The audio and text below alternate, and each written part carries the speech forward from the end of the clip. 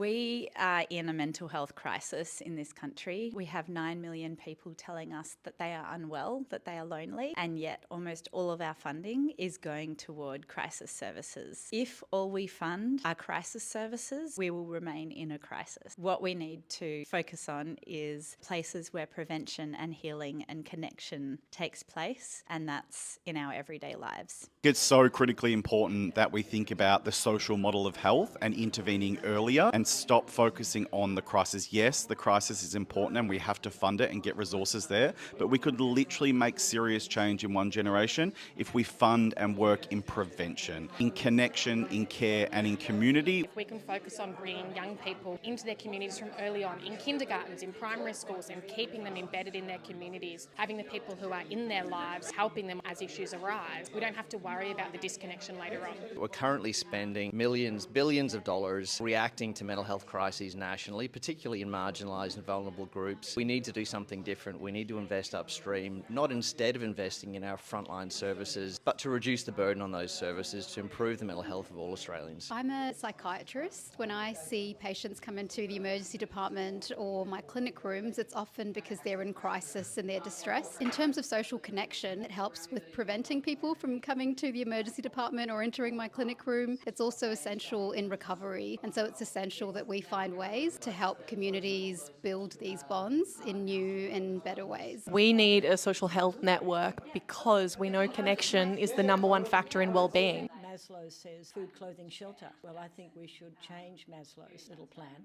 and have social connection also be on a base requirement and need of humans. Chatty Cafe is one opportunity, one initiative. There's many others. What we know about all people and what contributes to good health is that we all need to be able to form these social bonds. With the young people that I work with, they are asked to form connections not with individuals, but with services, with a phone number or an app.